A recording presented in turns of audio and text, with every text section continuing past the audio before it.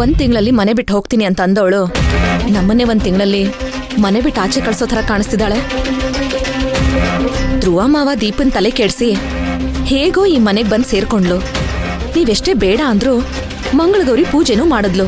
ಅಕ್ಕಪಕ್ಕದವ್ರನ್ನೆಲ್ಲ ಕರೆದು ಆಶೀರ್ವಾದನೂ ತಗೊಂಡ್ಲು.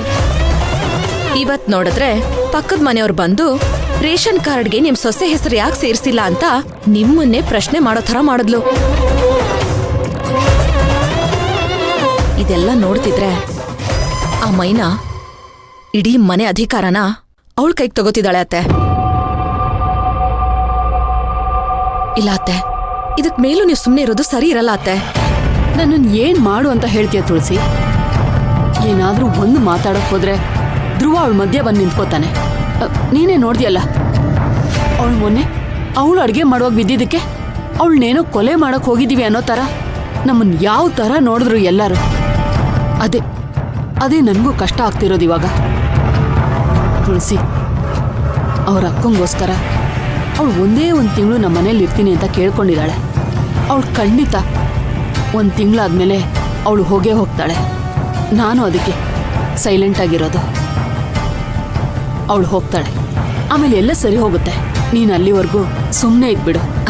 ಅಯ್ಯೋ ಅತ್ತೆ, ನೀವು ಗೊತ್ತಿದ್ದು ಮಾತಾಡ್ತಿದ್ದೀರೋ ಇಲ್ಲ ಗೊತ್ತಿಲ್ಲದೆ ಮಾತಾಡ್ತಿದ್ದೀರೋ ನನ್ಗಂತೂ ಗೊತ್ತಿಲ್ಲ ಅತ್ತೆ. ಆ ಮೈನಾ ಮಾತಾಡ್ತಿರೋ ರೀತಿ ನೋಡಿದ್ರೆ ಇನ್ನು 1 ತಿಂಗಳೊಳಗಡೆ ಅವಳಿ ಮನೆ ಬಿಟ್ಟು ಹೋಗ್ತಾಳೆ ಅಂತ ಅನಿಸ್ತಿದ್ಯಾ ನಿಮ್ಗೆ?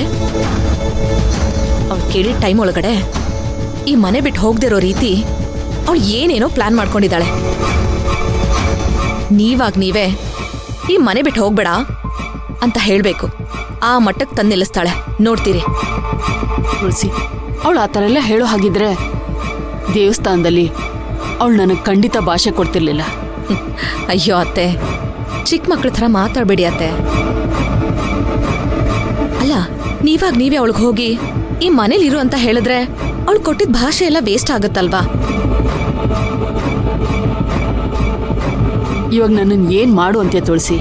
ಅತ್ತೆ, ಮೈನನ್ಗೆ ಅವ್ರ ಅಕ್ಕನ ಜೀವನನೇ ಇಂಪಾರ್ಟೆಂಟು. ಅದಕ್ಕೆ ಇಲ್ಲಿಗೆ ಬಂದು ಕೂತಿರೋದವಳು. ಅದು ನಿಮಗೂ ಅರ್ಥ ಆಗ್ತಿಲ್ಲ, ಧ್ರುವ ಮಾವನ್ಗೂ ಅರ್ಥ ಆಗ್ತಾ ಇಲ್ಲ. ಅವ್ರ ಅಕ್ಕನ ಜೀವನನು ಸೆಟಲ್ ಮಾಡಿ ಹಾಗೆ ಅವಳ ಜೀವನನು ಸೆಟಲ್ ಮಾಡ್ಕೊಳ್ಳೋದಕ್ಕೆ ಎಲ್ಲಾ ಪ್ಲಾನು ಮಾಡಿದಾಳೆ.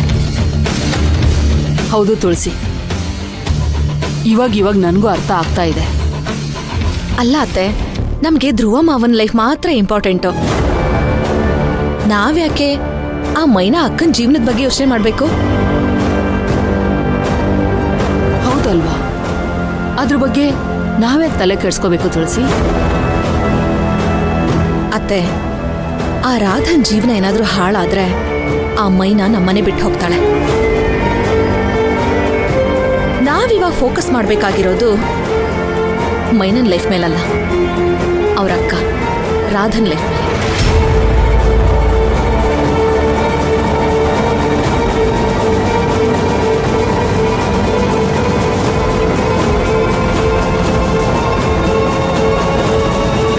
ದೀಪಕ್ ಅವ್ರ ಅಪ್ಪ ಅಮ್ಮ ನೀವೇ ಮನೆಗೆ ಬರ್ಬೇಕು ಅಂತ ಕಂಡೀಷನ್ ಹಾಕಿದ್ರಲ್ಲ, ಆಗ ಏನಾಗುತ್ತೋ ಅಂತ ನನಗೂ ಆತಂಕ ತುಂಬಾ ಇತ್ತು.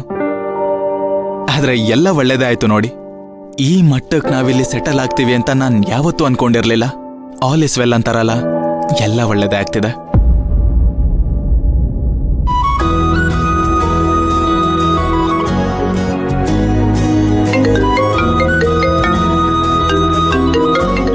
ನಿಮ್ಮಕ್ಕ. ಹಲೋ ಅಕ್ಕ, ನಿನ್ಗೊಂದ್ ವಿಷಯ ಗೊತ್ತಾ? ನಿನ್ ಬಗ್ಗೆನೇ ಮಾತಾಡ್ತಿದ್ವಿ. ನಿನಗ್ 100 ವರ್ಷ ಆಯಸ್ ಕಣೆ. ನನ್ ಬಗ್ಗೆನಾ? ಅಂತದೇನ್ ಮಾತಾಡ್ತಿದ್ರಿ? ಅಪ್ಪ, ಧ್ರುವ ಅವರು ಪಕ್ಕದಲ್ಲಿದ್ದಾರಾ? ಹೌದಕ್ಕ, ಇರು 1 ನಿಮಿಷ ಸ್ಪೀಕರ್ಗೆ ಹಾಕ್ತೀನಿ. ಧ್ರುವ, ಹಾಯ್ ದೀಪಕ್ ಅವ್ರೆ. ಆಕ್ಚುಲಿ ಈಗಷ್ಟೇ ನಿಮ್ ಬಗ್ಗೆ ಮಾತಾಡ್ಕೋತಾ ಇದ್ವಿ. ನಿಮ್ಮ ಅಪ್ಪ ಅಮ್ಮ ಹಾಕಿದ ಕಂಡೀಷನ್ ಇಂದ ನಮ್ಮಿಬ್ರಿಗೂ ಎಷ್ಟು ಒಳ್ಳೇದಾಯ್ತು ಅಂತ ಮಾತಾಡ್ತಾ ಇದ್ವಿ. ಅಷ್ಟ್ರಲ್ಲಿ ನೀವೇ ಫೋನ್ ಮಾಡಿದ್ರಿ. ಬಾವಾ, ಅಕ್ಕ, ಯಾಕೆ ಸುಮ್ನಾದ್ರಿ? ಏನಾದ್ರೂ ಮಾತಾಡಿ. ಮೈನಾ, ನಾಳೆ ಅಪ್ಪ ಅಮ್ಮ ಬೆಂಗಳೂರಿಗೆ ಬರ್ತಿದ್ದಾರೆ. ಒಳ್ಳೇದೇ ದೀಪಕ್ ಅವ್ರೆ, ಅವ್ರು ಬಂದಾಗ್ಲೆಲ್ಲ ನಮ್ಗೆ ಒಳ್ಳೇದೇ ಆಗತ್ತೆ. ಅವ್ರು ಯಾವಾಗ ಬರ್ತಾರೋ ಹೇಳಿ, ನಾವು ಬಂದು ಮಾತಾಡ್ಸ್ಕೊಂಡು ಹೋಗ್ತೀವಿ. ಬೇಡ ಧ್ರುವ, ನೀವು ಬರೋದು ಬೇಡ. ಯಾಕೆ ಬಾವಾ, ಯಾಕೆ ಬೇಡ ಅಂತಿದ್ದೀರಾ? ನಾವು ಬಂದು ಮಾತಾಡ್ಸ್ಬಾರ್ದಾ? ಮೈನಾ, ನೀವು ಬರಬೇಡಿ ಅಂತ ಹೇಳ್ತಿಲ್ಲ, ಆದ್ರೆ ಇಲ್ಲಿಗೆ ಬರಬೇಡಿ ಅಂತ ಹೇಳ್ತಿರೋದು. ಅವ್ರು ಬರ್ತಿರೋದೇ ನಿಮ್ಮನ್ನ ನೋಡೋದಿಕ್ಕೆ. ಅದು ನಿಮ್ಮನೆಗೆ ಬಂದು ನೋಡ್ತಾರೆ.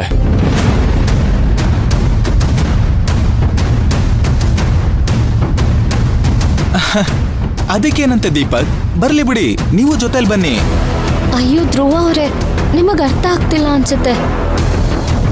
ಅವ್ರು ಬರ್ತಾ ಇರೋದು ಮೈನನ್ನ ನಾವು ಕಳ್ಸಿದಕ್ ನಾಟಕ ಮಾಡ್ಕೊಂಡು ಹೋಗಿದ್ದಾಳ ಅಥವಾ ನಿಜವಾಗ್ಲೂ ಅಲ್ಲಿ ನೆಮ್ಮದಿಯಾಗಿದ್ದಾಳ ಅಂತ ನೋಡೋದಿಕ್ಕೆ. ಅಕ್ಕ